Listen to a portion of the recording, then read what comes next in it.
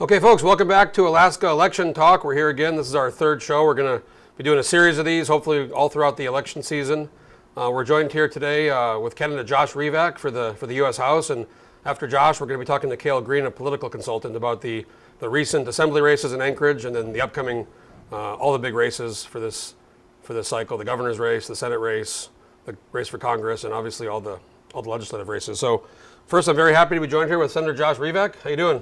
Good, Senator Jeff. Revak? It's good to be back. Yeah, thanks for having me. You're one of 48 I am. in this special primary, and I want to talk to you a little bit about that. You filed, Congressman Young passed away tragically in March, and this thing was thrust upon the state. And it's very quick. I mean, it's June 11th. The ballots go out in a few weeks. You've run before, but you've had a long time to prepare for the primary. What's kind of going on right now with this really rushed, large field that you're dealing with? Well, I'm the most uniquely qualified person for the job, Jeff. I've done the job. I worked for Congressman Young for 6 years, worked for Congress for 8, served in the legislature, wounded in combat. I know there's a lot of folks in the race, and I think that's a great thing. I think our system is great. For a guy like me who came from humble beginnings, I never came from money. We had my mom was a waitress, dad was a janitor at an elementary school. So for a guy like me to be able to put my name forward to serve the great folks of the state of Alaska is a really good thing, I think. And so I'm glad we have a lot of candidates in there. I think at the end of the day, if we can get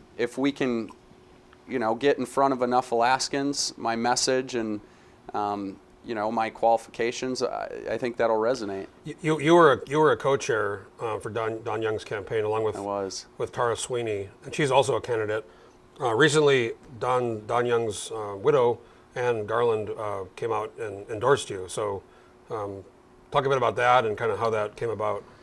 Yeah, well, we had talks. The last time I saw the congressman was at Safari Club International, and they surprised me. They made me Legislator of the Year, and so he gave me the award in front of the Safari Club International, their annual event, and called me the congressman in front of everybody. He had made it pretty known that he believed in me. I think he believed in me because of my experience, and I worked in his office. He saw my work, but he thought that I had the heart to serve, and so that weighed very heavily on me. And I think when I heard from Mrs. Young, it was the most humbling thing that I've ever received is her wishes. And so I would walk through fire for Congressman Young and for the state of Alaska and move heaven and earth. And so that's what we're going to try and do. We're going to try and get out there and get our message across. What is, at this point, and I'm going to talk to a lot of the candidates about kind of the strategy, but like I said, with 48 people and 4 go on to the general, which is the ranked choice, but in the primary you pick one, and we've had a lot of kind of conjecture about how many people are going to vote and how many votes somebody needs to advance. Yeah. Such a weird election we're dealing with here. What are your thoughts about that and kind of the strategy? It is. Well, I think it's really hard to gauge not having any benchmark, right? This is the first in the nation where it's open primary and then ranked choice, and with so many folks in the race, I think it's kind of hard to tell what's going to happen. Our goal is to get in front of as many Alaskans as possible and deliver our message, and at the end of the day, the top 4 advance, and so we have to make 4th, right? What do you think about, I got to ask you about Santa Claus. I mean, this is such a strange, that's his name, and he's on the North Pole City Council. I mean, that's kind of, he's been gotten a little bit of headlines. Yeah, well, I had to sit my kids down and say, look, Dad's going to do something he ain't going to like. Is Daddy running against Santa Claus, right? Yeah. Christmas ain't coming for Santa on this primary ballot kind of thing. They'll appreciate it when they're older, but no, I think we have 1 seat in the U.S. House. We just get 1. All these other states, most other states have several. We don't have Texas the luxury. and California have like over 40, you know? Right. And 50, I geographically, think, right, California, geographically, 53. of course, everybody knows we're bigger than twice the size of the state of Texas. We have a lot of ground to cover. We have a lot of really, really important issues to our state. Many are very unique to our state, and so, we don't have the luxury of sending somebody to the U.S. House that has, we have to serve the entire state border to border and all interests and all Alaskans. I don't think we have the luxury of sending folks that are flamethrowers. Congressman Young was really good at reaching across the aisle, at building relationships with folks that he might have not agreed with, or even in some cases might have not even liked, but whatever makes sense for our interests and the future of the state of Alaska and policy that benefits Alaska is necessary. Whoever gets in there is going to be a freshman, so I think relationship building is going to be a key. The one thing, Brad Keithley writes a weekly column for the Landmine, and last week he talked about some of the candidates and kind of where they fit, and he made a good point that I didn't think of, and actually Congressman Young benefited from this as well when he won his special election in 1973. Whoever wins a special election, if they go on to win the regular general, they have a little bit more seniority than everybody else elected, new people elected in November from the state. So there's a bit maybe, of an there is an advantage of seniority if you're elected, whoever is elected in August in the special general. If they're elected in November in the regular general, they'll have a little bit of an upside in seniority, which I think is, you worked in the Congress, that's an important thing, right, seniority? A few months, right, it is. I think relationships are more important, especially in the first few years. But a little bit of seniority doesn't hurt, it'd be a few months. So before Congressman Young passed away, Nick Begich was kind of his opponent, that was his main opponent.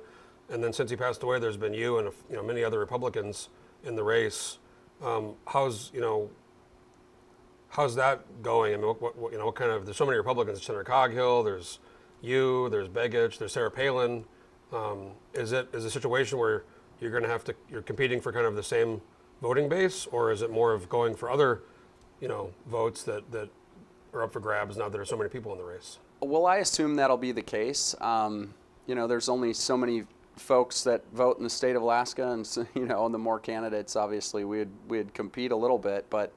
At the end of the day, 4 folks advance to the general, and so we'll see. This could end up being a beneficial thing. I think this is the trial run, and it came quicker than I think anybody expected. But this will be a good gauge. We don't have a benchmark to see. It's been what, about 2 weeks since you filed April 1st. What's been the biggest? Running for statewide office is way different than running for a Senate district. It is. I've, of course, worked with Congressman Young's campaign before, and we've done some things statewide, but it's certainly in the span of a couple weeks is very challenging to get everywhere. I mean, like I said, everyone knows geographically it's hard to get around all over. So, so we're finding ways to directly contact those who would like our message, and would really encourage folks to reach out to me at joshrevak.com. If you hear me and like what you hear, please reach out to us at joshrevak.com. Also, we'll talk a little bit about the sessions ongoing. It's kind of, I think a lot of folks hope it's going to end by the 120, the constitutional limit 121, but the Senate's just getting the budget. If you want to briefly just talk about what's happening in Juneau and kind of where you think that's going to end up. I know last year it went to June and kind of went right to the end before the fiscal year. Yeah. So. We have different problems this year. They're better problems to have. More money. We have revenues, right? So, and thankfully, because our constitutional budget reserve is about depleted completely over almost, better than half of a decade of deficits. And the reason that we had deficits, as everyone knows, is because the throughput and price of oil have declined over time, and really the price tanks. So. We had made budget reductions over a period of time. We've spent those accessible savings accounts like the Constitutional Budget Reserve, which was there for that purpose. But we were at the end of the rope here last year, so this couldn't have come soon enough. I think what's important is that we need a balanced approach to coming out of what we just experienced. And we don't know, obviously, what will happen with oil or the price or the throughput moving forward.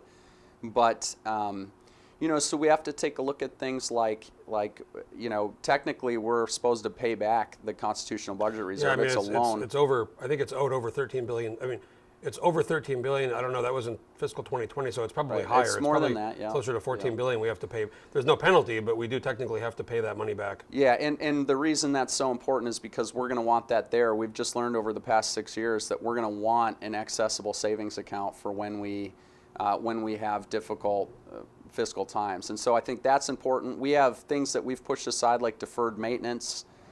We have some liabilities like cashable oil tax credits that were they were committed by the state a long time ago. We owe them. We should pay them. We have school bond debt reimbursement that we've discontinued. We've shorted quite a bit on those commitments that the state made early on, and so and then we need to take a look at savings. So I think we need a really balanced approach. I think that's the best for the state of Alaska and our future, and I think that's what we're going to be looking at in the Senate. Well, it's already. I mean, since the price of oil went up after this Russia-Ukraine thing, I mean, you can just feel in Juneau the conversations are so much different than they have been over the last several years, where it's like, well, there's no money. I mean, now there's actually a surplus, and we've seen the House already increase this one-time rebate. Now it's about $25.50 with the rebate, the dividend. So most people are telling me that's the floor this year, where it was I think 11 last year, and the Senate's obviously going to be discussing that in the Finance Committee and then the full body. So it's going to be a very different, I think, conversation this year than previous years. It will, and it'll be a better one. I know a lot of Alaskans are hurting, and this year will be an opportunity to help individual Alaskans out quite a bit more while we're able to save and take care of some of our other liabilities. One of the things that troubles me, you mentioned Russia and Ukraine. Last year we purchased more oil from Russia than we were allowed to produce in Alaska, and I think we need to have a conversation nationally about that. We've had folks back east, thousands of miles away. Many of them have never been to Alaska, and they vehemently try and stop our production at every turn. When the fact of the matter is that we produce more responsibly, arguably, than any other nation on the planet. And what I think a lot of folks don't understand is that when we stop or thwart our production here, we're not changing global demand. What we're doing is creating demand in places like Russia. Well, I just last week I did a podcast with Senator Murkowski and Senator Manchin over at the Arctic Encounter, and I asked them about. Briefly, the Biden administration was actually looking at Venezuela and Iran. Right. Which I thought was like, when I first heard that, I thought it was a satire. Yeah. I thought it was a joke. And that was actually something they were looking at doing instead of, we have PICA, which is a state, that's a state field, which we should be able to just develop. There's this fight with Conoco and Hillcorp over, I guess, some access to a road. But then there's the federal stuff. There's a whole bunch of oil, and it just baffles me. Well, if we can't produce oil in the National Petroleum Reserve, then I don't know where they expect us to produce oil. I tell you what, I don't think it's at all environmentally friendly or socially responsible to enter nuclear talks with Iran to get oil production. That's ridiculous. I think we should take a serious look at our reserves here. Well, Senator Revak, I want to thank you for coming in. I know you're very busy. It's been great. I'm sure you're going to be busy on the campaign trail. We're going to take a quick break. We're going to be joined by Cale Green, and throughout these shows we're going to be doing over the campaign season, we're going to be talking to a lot more candidates for the Congress special election, for the regular election, the Senate, the governor. We're going to be talking to a lot of folks. But I want to again thank Josh Revak. I want to thank our sponsor, GCI, too, for making these shows possible. We're going to take a quick break, and we're going to be joined back with Cale Green, political consultant. We're going to talk about the recent assembly race and all of the races upcoming here in Alaska. So we'll be right back. Thanks.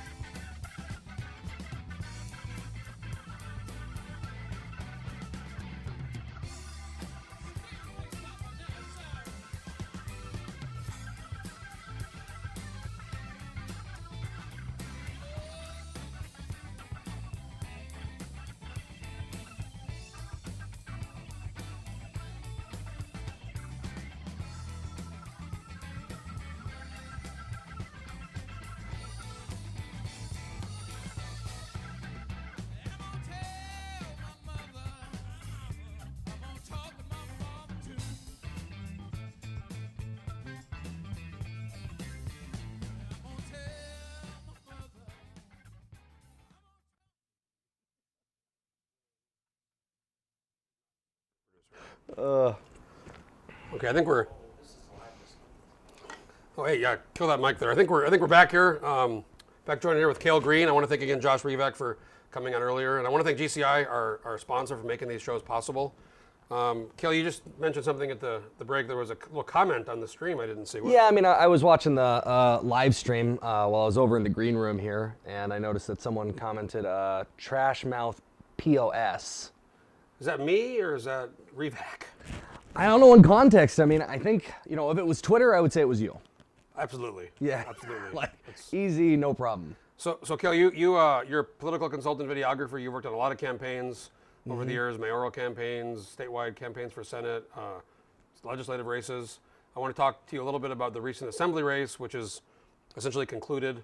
I think there's some more votes left to count, but I think I think it's pretty much, yeah, it's dead and done. I don't think any amount of votes would get anything to change, going forward. And a majority of all of them have been counted, and they're figuring it out. Did any of these races surprise you? No, I kind of expected the Weddleton one more than any other one. Landmine, we called that one. Yeah, you guys called that. We called Salt. I think that one made the most sense, but at the same time, Weddleton originally got into the seat because two other conservatives split the vote. You actually worked on that camp, Mark Schimsheimer, is that right? I did, yeah. You worked on that. That was in 2016. Yeah, and that was an interesting thing. Mark had originally gotten into the race first, and then Treg had gotten into the race after. Treg now the Attorney General. He's done really well, and he stayed active. Probably a better. It's a better trajectory. AG or Assembly member.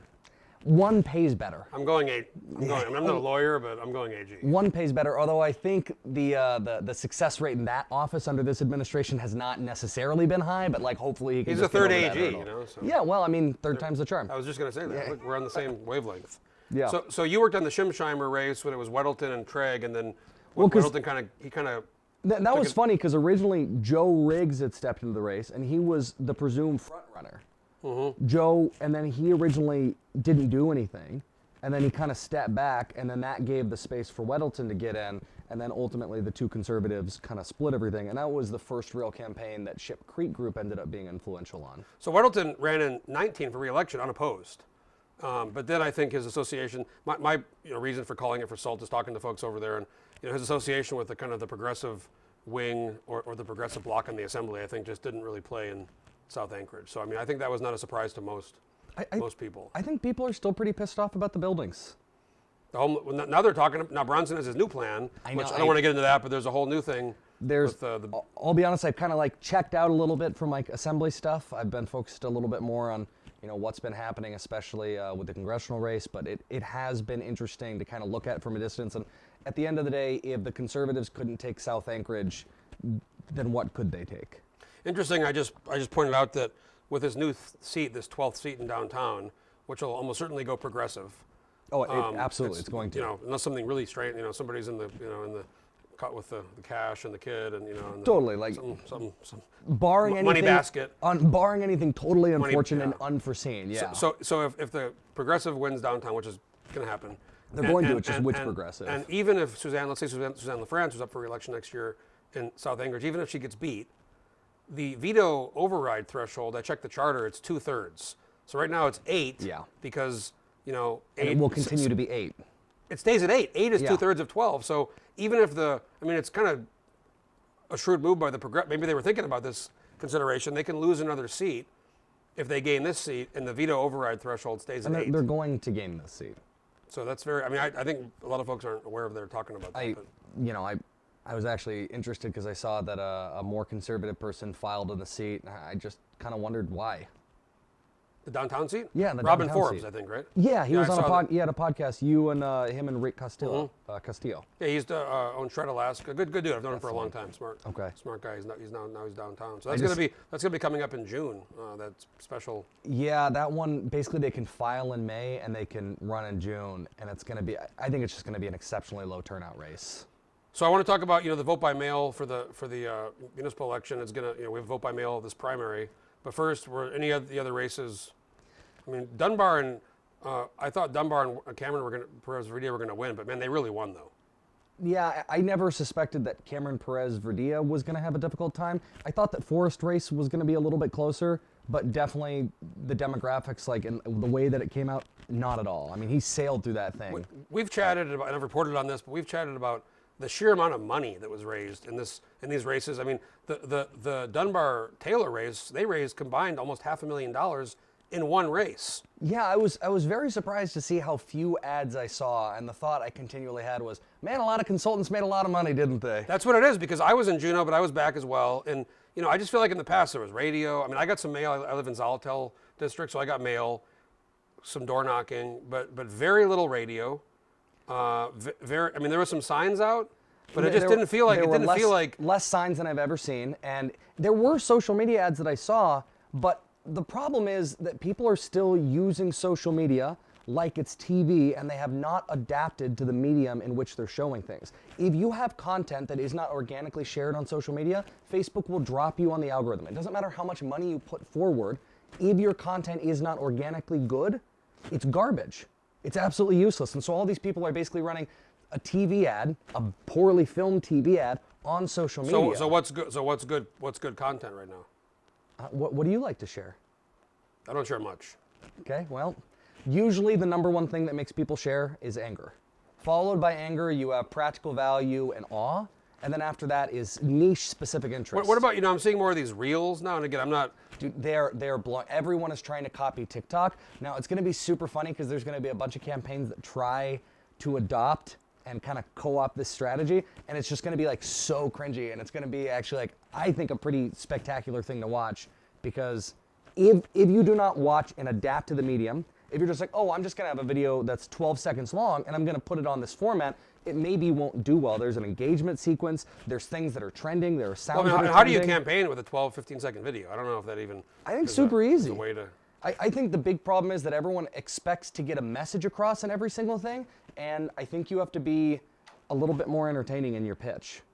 So we talked about the Taylor Dunbar, that money, but I mean, all the races except the Eagle River race, they all brought in huge money. And, you know, I've looked at some of the reports, and the consultants got paid, and this Axiom was quite involved in some of these races, like they were with Mayor Bronson in 2021. Yeah, every 2 years, a different group comes up, and it's always interesting to see how they do. I don't think any conservative group has lasted more than about 2 years in Alaska. So the Anchorage race was just vote by mail, and now the special primary. So can we pull up the numbers that I prepared? Yeah, if Trent can, is this the first graphic you sent? Is this the one? So talk about this, and again, this is kind of the projections about what the turnout's going to be for this vote by mail special primary race coming up. Is there a way to get us? Are we on the screen too, or is it just the numbers? It's totally fine. It's just the numbers right now. I think Okay. maybe our great producer Trent can maybe look at that, but for now So we'll just... I went through and compiled all the different election results, and also like when you're looking at not only the municipal election, but also the congressional election, the one thing you have to remember is that there is something that taints the data, and that is the 2016 vote to change with automatic PFD voter registration. So along with the registered voters, I think it's really important if people are trying to do correct modeling to look at the real population and or the VOP, the voting age population. Mm-hmm. Because those correlate a little bit better, I think. Well, there we are. Hey. Oh, nice. Now we're on the screen. You can point to where you're... Yeah, nice. Okay, so I can say, oh, the data's over here, over here. Man, I really have to stretch to get anything over that way. So I went through and compiled this in the municipal because what was so interesting to me was I think that there are 4 variables, and I compiled this specifically for the congressional race. There are 4 variables when it comes to modeling that people need to look at to predict how many people are going to come out. One, you have to look at what was historical. And if you look at the only time that you could actually say something historically happened was 1973. And if you look at the most recent election. This is the Don Young. This is the Don special Young. election. Yeah, this was the special election. And the time that was the most similar election before that was 1968. And there was an increase more than the percentage increase in population that ended up taking place from one election Do you to the remember other. when the 73 one was? What month? I don't recall. It was winter, right? Like March area? I'm not sure, but I don't think it was summer. It was definitely not summer. It wasn't the same. So that's another one, is the timing. But I think a lot of people are taking that as like a given, and it's a lot of conjecture. But those were not vote by mail. I mean, maybe there's some absentee in totally, there, but... we'll get there. Hold on. So 1, historical. 2 is we've got to look at the timing, because everyone's been saying, oh, because it's June, people aren't going to vote because it's summer. But the simple truth is a large portion of states have their primary in June. I mean, that's just a normal thing across the But country. I'd say that we don't. We So, don't. But we have it. We have it in summer. I think some are even earlier. Some are even spring. Some primaries. I mean, everyone's like, oh, people will be fishing. I don't know. They're going to have it for 5 weeks. Well, that's the thing. When people have mentioned the fishing in the summer, they're going to get the ballot in like late April, early May. The ballots go on April 27th, so they're going to have the ballot physically quite soon. So if you have those two factors, the third one to look at is the all mail-in vote system, which you cannot extrapolate absentee information to work as all mail-in vote, because it's a self-selecting audience when you have absentee. They ask for absentees. Exactly. And so you can't look at those audiences as being analogous, which is why I prepared all of this. Because what was so interesting is the percentage bump after starting in 2018. And you can see it if you look over. You're looking at that. What are you looking at there? The turnout total over here. Okay. And you can also see it in the turnout results. But oh man, this is great. Yeah, you can see the yeah, Cale. Yeah, the registered voters. The population has kind of been stagnant for a while, at least, for as long as I've been conscious, it's been stagnant. But then you can see way over there in the population results, if you look at the total turnout, without adjusting. Real population. Is this Anchorage? Yeah, this is Anchorage. Okay, this is just the okay. actual population of people that live and are estimated to live within the municipality of Anchorage. And because in 2016 you had the automatic PFD voter registration, I had to look at that number just because you can't look at registered voters because that changed because of an initiative.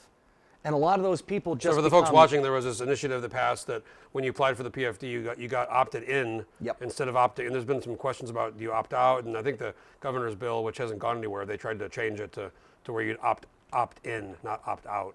Oh, interesting. But for now, it is when you register with the PFD, you get registered to vote. But it's still something that kind of corrupts the data. So when we look at that, Nice you can word. see Corrupts the data. it corrupts the data. It's a variable that other people are not looking and accounting for. So if you look at the turnout total over there, so we have the average for conclusions, you have turnout total, and then I had two different alternative method A, alternative method B. One was to remove the excess voters by just applying an average, but what I think is more interesting is the averages for conclusions. And so what I did is I grouped every election into an A, B, and C category. A being the mayoral election, B being like the one that we just had, and C being the third wave, because those are going to be the most analogous across the board.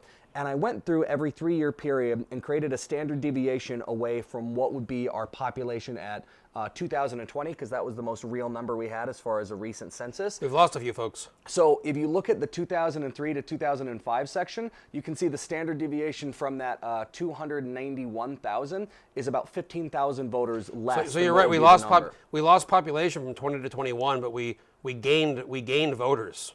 Totally. And so when you look at that and see how many people come out, you can actually get some real numbers for it. And what I found, at least with my system, and I'm not a statistician or anything, I just really like this stuff. It's pretty good though. Yeah, thanks. At the bottom, you can see the before and after. And we have incomplete data for Section C, but as far as the mayoral election and this election that we just had, we saw an increase. With the higher turnout races, the mail-in vote, all mail-in vote, actually ended up increasing nearly by 4%, the amount of people that came out. And in this election, between the two, you actually get a number that's closer to 6%. What do we see? I think it was higher in the runoff, right? Was the runoff higher? Yeah, I didn't factor in runoffs because they were a totally different ball game, and they were super dependent on those elections that were happening right then. So I didn't look at that one in the same way. I just tried to keep it simple. So based on this, what are your predictions? And I know you have another chart, but like, what do you think? Well, let's go to the chart. Turnout's going to be for the special congressional primary, which I think is a big question on a lot of people's minds. It's a huge variable. And for the it's super campaigns, exciting. it's like how many people turn out. You can pretty much kind of figure out how many votes you need. Oh, hi. We're back. So now we've got all of the primaries. So I went through back to 2006 and modeled everything out through 2020. So again, this is the primary. This is statewide primaries. Yeah, and one of the things is I heard on one of the lives that you did the other day where someone was like, "Oh, primaries." There's our chart. Here we are again. And someone had talked about how like sometimes the primary turnout gets into 36 and 40%, and the simple truth is without an initiative or referendum being held in the primary, which that process, I believe there was a vote in 2002 that allowed for initiatives and referendums to happen in the primary. The following election in 2004 was the highest primary turnout that had been in a while, and all of these that had primary initiatives or referendums are when the vote Was that the amendment? The Constitutional amendment? No, it wasn't a constitutional amendment. In 2002, we voted on an initiative. But later there was one that was like a same-sex marriage amendment that got a huge amount of. You're talking 2010. Yeah, and that was like no. There was a constitutional amendment about, and it was a special thing. I think it was like its own election.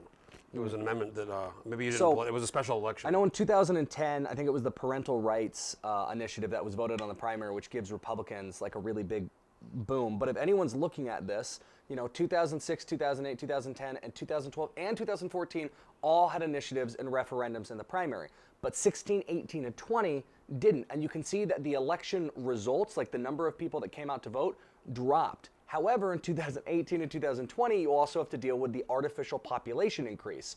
So when you look at those artificial population of registered voters. Of registered voters, yeah. The universe increase that didn't actually pan out. Now in 14, I've said that in 14 we had the Meade, Sullivan, Joe Miller thing. Yeah, but that wasn't the high ticket item.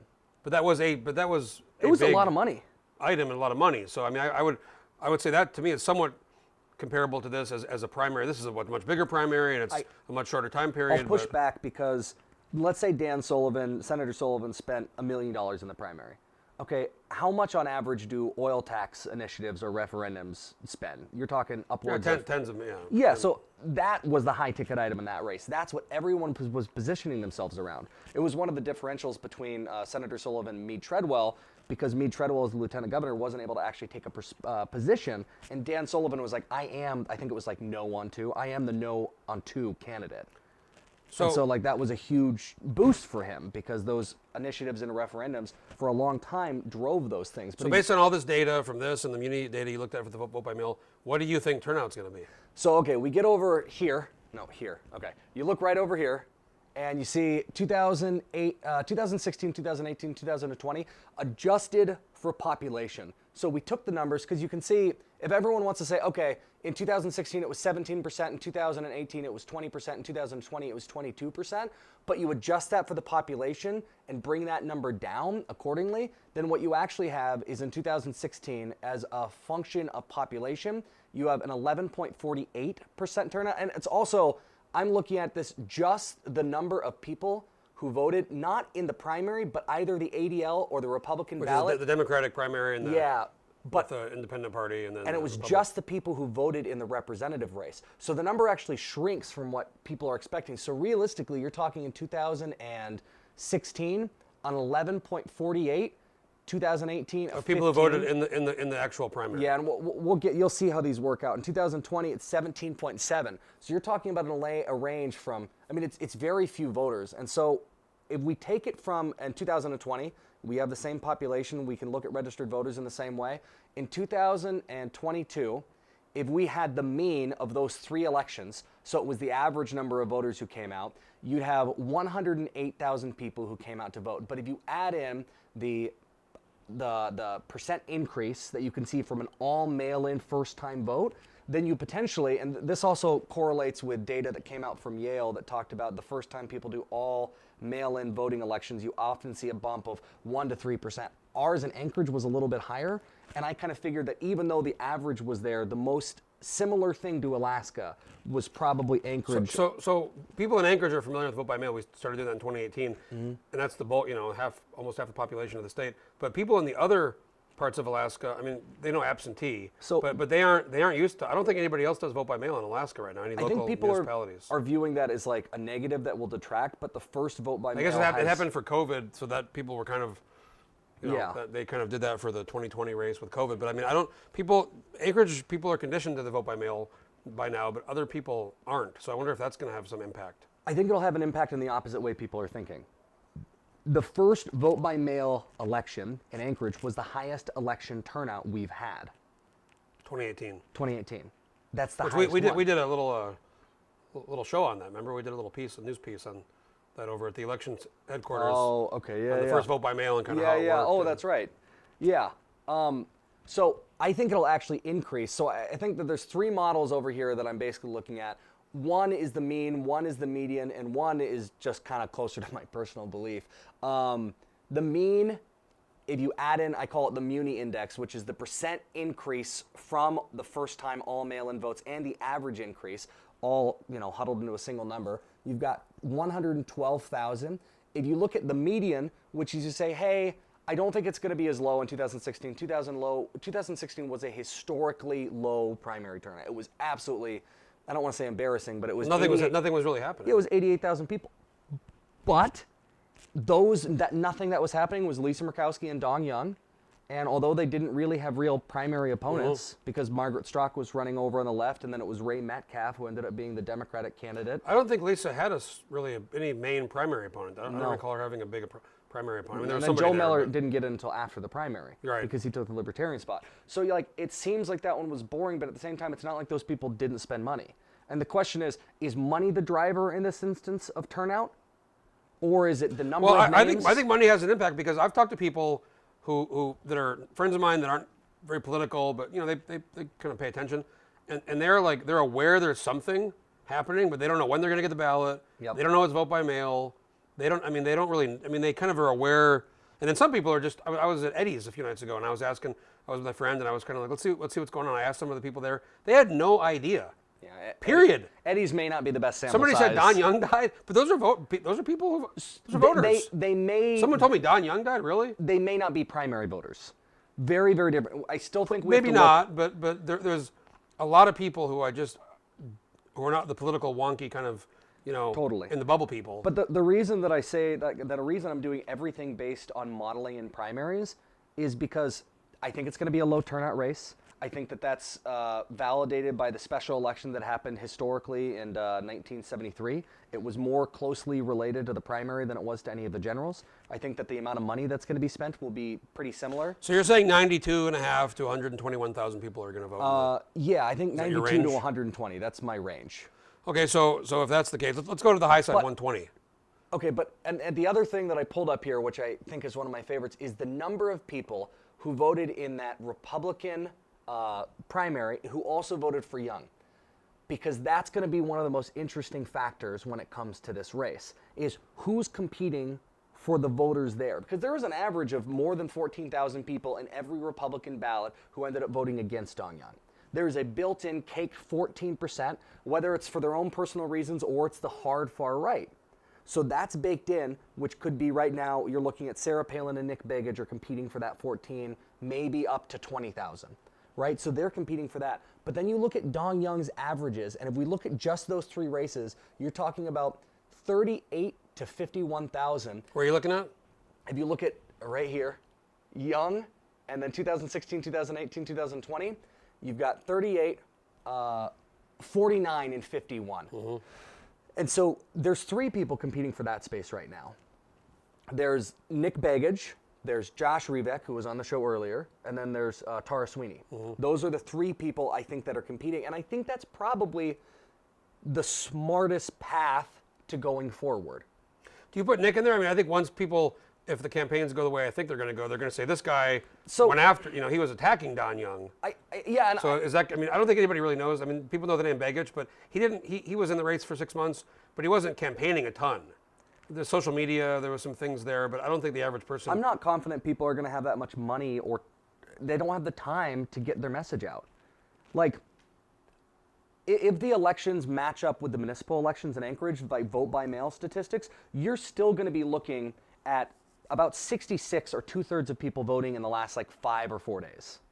So even though they're going to have these ballots for a long time, a majority of voters, not a plurality, but a majority will be voting closer to the end versus the beginning. And so people are going to be looking, they're going to get, they're going to look and see this for the first time. If I were doing a campaign and I were going after first, I would do all my modeling for super voters and primaries. That's what I'd be looking at first mostly.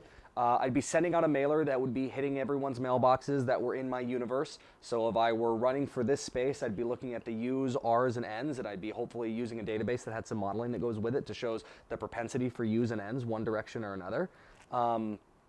The other thing, besides the Dong Young route, I wanted to look over at the ADL from that same sheet. This is a Democratic, Alaska Independence Party ballot. So this one's interesting because there is actually a pathway, I think much more than people think. For me, the question is it going to be, I think the traditional like after a 4 system would be 2 on the right and 2 on the left for who gets out of the primary. 2 Republicans, 2 Democrat people. That would be a pretty normal average. So the question is, are there going to be 2 Democrats that get in and 2 Republicans, or with this race, are there going to be 3 Republicans and 1 Democrat? Or like an Al Gross, who's kind of independent, but essentially will be going after the Democratic votes. I've been counting him as a Democrat.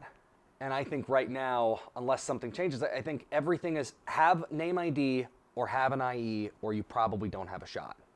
And that's He's it. independent, a PAC basically. A super Yeah. PAC. So if you don't have a lot of money, because I don't know if people can even raise the individual amount of contributions necessary to do this. It's really quick. If there was going to be, if there is enough candidates who have enough money, I'm kind of curious because the media, the radio stations and TV stations, they have to do the preferential campaign rates and they have to provide space. I mean, I don't know if they have enough space.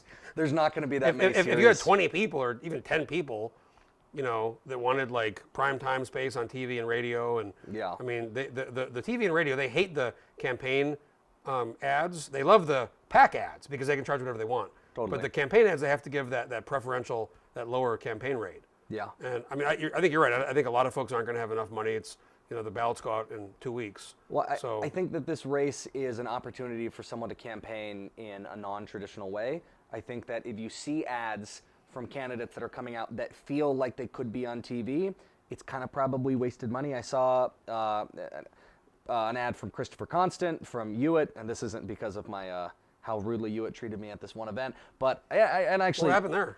oh, I was filming over at this event, and Hewitt just kind of like came up, and they're like, God, what did she say? I mean, she was like clearly new to politics, and she was just like super aggressive, and she's like, who are you with? I was like, I'm with myself, and she's like just like trying to like kind of like Somebody from body me and Hewitt. yeah, she was just, you know, whatever, it doesn't matter. I saw their ad. I wasn't very impressed. I think that Chris can probably have some better ads, but it felt like a spot that you would a marketing agency would pitch. And it's not going to get many views because if it's not going to run on TV, which it's not, it was longer than a TV format. It was made for social media, but people weren't sharing it. People weren't really engaging with it because it looked like everything else. If candidates do not take this opportunity to do something different, to engage with the media, if you're going to do everything on social media, engage social media like social media. If I was has to running be somebody's engaged with. campaign, I'd say it's time to attack Santa. Right? I do think Santa's probably. I think that if you consider this race being, you know, 2 spots on the left and 2 on the right, I think that Santa is a very viable contender for the far left space. Also, people just know Santa Claus. I mean, when you see that name and you're not maybe a very informed, you just got the ballot, you're like, oh, hey, Santa Claus. Yeah. I think that, I mean, I don't know, we'll see what happens, but I think that could be a factor that people aren't necessarily considering. Yeah, if I were betting, I'd say that Al Gross takes one of the spots and he takes the center left spot. And then there are 3 people competing for the far left spot, and that'd be Mary Sadler-Patola, Chris Constant, and Santa Claus. I think probably Santa Claus is kind of standing out right now as being different. I've said, you know, since this thing started, I said, I assume Palin and Gross are going. I just kind of assume that. And I assume that Palin's going to go in on So that one that spot. leaves two spots. It leads. You know, here you've got 3 people: Christopher Constant, Mary Sadler-Patola, and Santa Claus. And then here, Josh Revak, Tara Sweeney, and Nick Begich. And that's the real race right now. What about Adam Wool? Or John Coghill? I think that It's so crazy. We have people that are like, you know, in Fairbanks, they're pretty well known, and In nobody's really Fairbanks. nobody's really talking about them. You know, this. I always say this when I go to Fairbanks. This is always like one of my favorite things. I came up with it one time when I was up there, and I've used it just like a million times since. When I go up to someone from Fairbanks and I say, "Oh, you know what's so nice about Fairbanks and Anchorage is it's the biggest rivalry in the state. Only Anchorage doesn't know about it." I like that. I want to move on real quick. Talk about the governor's race. This is one where I thought more people were going to hop in, even more kind of fringe, not serious candidates. But it's kind of We have time. we do have 6 weeks. June have 1st time. is a deadline, but right now it's, you know, we got Dunleavy, who has not picked a running mate, which we talked about last week with Matt Chuckrow and Scott Kendall, which I think is weird, but also I think he's talking to legislators and he's kind of making several of them think maybe they're the one, and then So I think that I've heard some people, you know, make a comment that it's weird that he doesn't have a running mate, but I you know, wholeheartedly push back against that narrative, specifically because I think that that's an opportunity for an earned media push and a blitz. And both of the other candidates use that immediately so it came out in conjunction with their campaign nearly. Well, depending if it's somebody really interesting, yes. Either way, you can make it something big. He's a sitting governor getting ready to pick his running mate. You know. See, I think it means people have said no. I think That's what I think it means. I mean, or he's gambling on this we're talking about. I mean, I would say like in the presidential race, it doesn't come out until later in the race because it's a whole new round of earned media. And I get because there's this whole party thing and everything else that goes into it, but like that's later. I think that everyone's assuming like there is no precedent for how this should be run so far. There's no this is what it is or this is what isn't. I think it makes more sense strategically. I mean, you're right. The governor will get more attention as he's the governor. But like when Les Garrett did his announcement, I don't even remember I forget her name. He picked a school teacher. I know it was not very exciting. There was a little bit of media. It wasn't, and when Kirka did, I mean, Kirka's obviously kind of more of a fringe. He's a legislator, but he's more of a, kind of a maybe not fringe, but he's one of the in the far right space. One of the far right candidates. He had I was there at his thing when he picked the January 6th, the Paul Huper guy, and I mean, there was no media there. So I mean, the governor. Media. I was. I think you sued. Nobody else was there except me. But the fact is, that got some attention. ADN covered it, but I mean. When you say earned media, I mean, yeah, there'll be some coverage, there'll be a cycle, but I don't think it's gonna. To me, at least, to me, I think he should have somebody out there, and they could be campaigning potentially. They could be because he's still, he's in the Juneau. There's session. There's things happening in the budget, and he hasn't really. Actually, nobody's really been campaigning yet. I would disagree. The people have not been campaigning. Yeah, I think that most of them just haven't been campaigning well. I think. Visibly. Dunleavy's probably been campaigning the most, and I say that because I think people totally forget that Dunleavy has this tool that nobody else has, which is he has the Facebook account with more likes than any other political account in the state. He has, 44 or 45,000 likes on his page? And so his official office is campaigning. What they're doing is they're showing highlights. I don't know what a campaign does differently. I guess I'm in the sense of traditional kind of totally. TV and mail and radio. And I've gotten some text messages from. I keep getting these, maybe Mike Dunleavy, and I'm like, why the fuck is Mike? And then, it's just like campaign text from, hey, it's Mike, hi. I've seen those. I've seen emails. I don't think anyone's it's definitely like the latest campaign season that I remember. I remember, I had done some work on the Dunleavy IE in 2018. We had even sent out the Super PAC. The Super PAC, yeah. We had even sent out a mailer in February. Well, we see right now. The RGA, the Republican Government Association, they donated $3 million to a Super PAC for Dunleavy, but nobody's done anything with that yet. Well, they donated it to themselves ultimately, right? Like that's just going to be the RGA doing. Well, they're going to put. I think it's going to be Brett Huber, who ran Dunleavy's 2018 campaign. He's going to sounds like be running that. So I mean, every time I've seen RGA money come into Alaska, it's always spent the same way with very generic ads that very rarely move the needle. Like they'll spend $3 million on the highest paid ads that you possibly can spend money on, and they're just topics that are like slightly. Speaking of that, to the RGA folks, if you're watching, we do sell ads here on the Landmine, and anybody else actually watching who's running for office or has a campaign or has a PAC, get a hold of me. We have a lot of ad space, and I mean, we reach a lot of folks. I'm happy to share the analytics. Just wanted to plug that in real quick. It was a great plug. Was that timed? It was timed perfectly. It's kind of like saying that they aren't effective, and you're like, how you could be effective? You could be really effective. Super effective, reaching, Landmine readers. I mean, they're the best readers, right? We have the best audience. They're politically. I would say people are paying attention. They know what's going on. They're reading this because I know you don't really like this in the same way, but I'd say if you were looking at two places to hit political insiders first, it'd be you and Must Read Alaska. We don't speak of that. You don't, but yes. So the governor's race, same deal. Top four. Yeah. And we've had discussions about this, but I'm fairly certain Dunleavy, Walker, Guerra, and then the question is who else. I think right now the whole race is between Dunleavy and Walker. 100%. I mean, Guerra's not a Democrat is not going to in any scenario unless something nuts happens is going to have any chance statewide. Yeah, I would maybe agree. in this special because of it's so weird and it's an exception. But I'm talking about in a ranked choice voting scenario. I think that it absolutely doesn't advantage someone who would identify as. I think most people would view Les Guerra as further over to the left than moderate left. I mean, even before all this, like Trump wins Alaska, Dunleavy's the governor. I mean, the Begich thing was kind of a fluke with Ted Stevens in 2008. I mean, we're just we're well, you have to remember state. Tony Knowles too. Well, that was two. He had three-way races in both cases, where the one guy involved with the mob and the trash company. What was that guy's name? That's kind of before my time, buddy. That was I think 90. What the hell was his name? They got the Robin Taylor guy to tee, and he was a Republican. Yeah, I mean, if anybody's watching, as soon as you say 1990, that's out of my wheelhouse. His wife, or there was some mob thing in trash, and they put the campaign money in. I've heard loosely about it, but I don't know. I think Knowles got a plurality in both cases, so it was 3 people in the race, and he benefited from that. So, but again, I don't know. Walker, same thing too, the unity type thing. Remember that? I think that there's a chance, even with ranked choice voting, for a real plurality. I don't think that. I know that it's always sold as being a majority, and I think that it's a majority of people who continue to vote, but is a plurality of people who came out in total. And you can absolutely win with a plurality.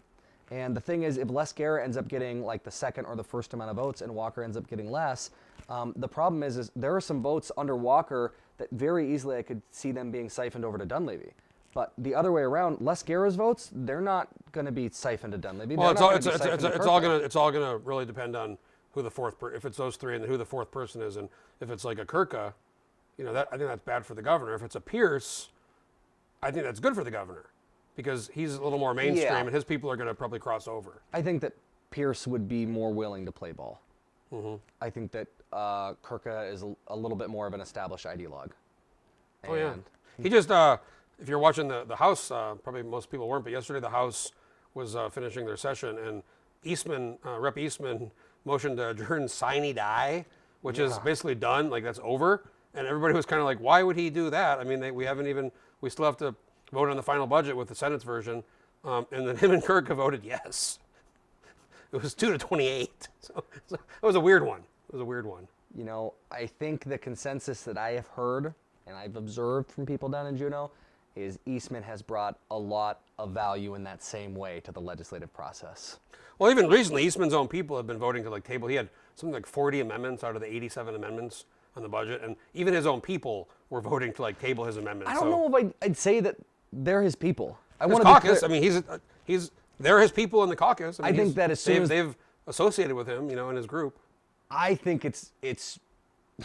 I don't think it's by their choice. I think it's just.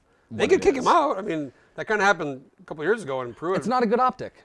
It's bad optics. But then there's all these weird things in the rules, and anybody who, I didn't even know this stuff till I went down there and you start learning. But based on the number of people in your minority, like when Rasmussen left the Republican minority last year, it affected how many seats they had on some of these committees based 100%. On this proportional chart in the rules book. Just watch. If the election ends up panning out where 26 Republicans wins and Eastman is one of them, no way. They're just going to be like, no, sorry, we're done. Right, probably. Yeah, so it's an association by, Well, that's another conversation. I think, there's a really, and I want to talk about this during the summer and the fall, but I think there's a really decent, good chance the Republicans do get enough people elected this time to take over the House. The ranked choice puts a little wrench in this whole thing, but based on the sentiments of voters and what's going to happen nationally, the Republicans could take back the House, and that's going to be a whole nother. If the Senate goes the other way, we could have, depending who the governor is, things could get very, very loose next year. I suspect that with redistricting here and redistricting nationally, Republicans will probably take the House locally here and the House in Washington. Oh, I'd say with most. You see this historically. The opposition party, almost in all cases, except a few going back 60 years, they gain seats, they take over, and gain seats in the midterm, and Senate's 50-50, so they need one. Yeah. More, and then the House is very close. I think Democrats have a dozen or a few dozen more than the Republicans. It's not very many. Yeah, and again, I've been watching as closely as I can with the redistricting thing. It's been such a crazy process, but unless something changes, and the House districts aren't, I kind of suspect that the Republicans, unless absolutely unelectable people get in there, I suspect that the Republicans will probably take that. And just real quick on that, I don't know if you saw the recent newest map they adopted. Landfield's in the open Senate seat. Yeah, wow. Last time they did that in November, when I tweeted that out, they originally adopted that plan where I was in the open Senate seat, and then they went back the next day, they redid it. I don't think it was because of me, but I was like, woo, I'm in the open Senate seat. And then the next day they changed it, and I wasn't. I don't think it was about me. I'm going to be really interested to see how the court rules on this one, because I think it's very different than the map that came up before. So this goes back to the judge now to review, and he can, I guess he can either accept it and say it's all good. Now there's two of the board members have screamed gerrymandering, and one of them said she felt like she was in 1950s Alabama, which I think is a weird comment. I mean, like, okay, so That's I mean, that's like a racist reference. yeah. To The Jim only question you have Crow to ask, it's like, okay, Eagle River was separated. Okay, but where were they separated to? Because that part of Eagle River kind of looks like part of Chugach- Muldoon before. a little bit. Yeah, the North Muldoon district. There's a little, but everything else in that district looks pretty similar. And then, I grew up at Highland Road, very close to where that avalanche happened. And I also, went to South Anchorage High School. So I know what both of those communities look and feel like, and they're not that dissimilar. Yeah, no, it's up to what the judge decides if his previous ruling, and I don't know what's going to happen. I mean, it's a guessing all up game. in the air. But if he accepts it, then it stays. Somebody will probably sue again, but it's already so late that this map probably holds. Or he could say, do it again. I think I just saw in maybe Ohio or one of these states, they've been sent back the court sent it back like 4 times. Sounds like they're a little more efficient. Or he could redraw it, which has never happened before, like where the court's drawing it. So likely he's either going to say okay or send it back. Yeah, And, totally. we'll see where that ends up. And we're 6 weeks away from the filing deadline, and I'm actually shocked. I've been looking at the APOC. I follow the APOC and the filing of candidates, and maybe it's because redistricting and maybe it's the sessions going on, but there's a lot of seats with basically one or no candidates. House seats. Yeah. And some Senate seats where there's one or a few or none, nobody running. Even incumbents haven't filed. So. Let me ask you this. Does serving in the legislature look very fun right now? No. Okay. No, that's true. But That's it. It just doesn't. That aside, I mean, there is always the kind of egotistical people who want to be. I want to, be elected, and I want to have the title. And I mean, there's always. We see people. Aren't people getting that fixed from like TikTok and social media now? Like, our politics is necessary to stave off that insatiable drive. I mean, we've seen in the past, going back years, we've seen many times where there's been a handful, 3, 4, 5, 6 incumbents, no primary challenger, no general challenger. Yeah. So I mean, maybe I figured with this ranked choice, a lot of people are going to say, well, let's just let's try it. I think that you'll get in that. races in districts where they might have not had a chance before. Maybe now they feel like they have a better chance. Yeah, so I think in places like where you're running against David Eastman or like Representative Tarr, like the furthest ideologues on the political spectrum as far as the Alaska spectrum goes, I think you're going to get people who challenge who normally wouldn't have, because that district might not have been available to them because of the litmus test, the partisan litmus test that took place in the primary. Yeah. And that's gone now. That is kind of, for me, it's in some ways, I think, probably overall better, but it's also kind of sad because it was so fun watching the primaries, especially the Republican primaries. They love to eat their own, and those always got weird. Totally. And we saw last time Giesel and Coghill and these very, Jennifer Johnston, we saw these very surprising, where like these people in leadership were getting beat by kind of totally unknown people. And I'm not sure that won't still happen. I mean, it'll be more of a general thing, though, because now the top 4, I mean, so many of these races, it's going to be like only 3 or 4 people in the whole race. So the primary is a moot point. Yeah. Primary, you can just skip the primary, basically. You're like, yeah, thanks, I'm going on to then you can start campaigning to the general. Now, some of these races that has 7 or 8 or 9 people, the statewide races, or maybe a few of the higher profile legislative races are going to have more than 4 people. But I think most races are going to have about 4 people. Yeah. Dude, how are we doing on time? I'm We're getting sweaty from these lights. I'm gonna wrap it up. Okay. Cale, I want to thank you for being in here and nice ending sequitur, Cale. Sorry, I mean, you have nice lights in here, but man, this is a lot. Very nice work. Well, again, I want to thank Cale Green for coming in, our political consultant, and Senator Josh Revak, candidate for U.S. House, for Congress. We're going to be doing a lot more of these. I'm going back to Juneau this weekend, but we're going to be doing a lot more of these programs throughout the summer, throughout the political cycle, the primary and the general. And I want to thank you for watching. Again, I want to thank GCI for being a sponsor, making these kind of shows possible. Trent, our back there, our producer, and then Scott Jensen for being my partner here in the studio. And by the way, if you're watching, and if you're a campaigner, if you're a business, or if you're anybody who ever needs a studio to do a video or to do a live stream or to do any kind of recordings or anything like that, get a hold of us. We are renting the studio out as well. So I want to thank all the viewers and the audience, Cale Green, Scott, Josh Revak, and we'll see you guys next time for the show. Thanks.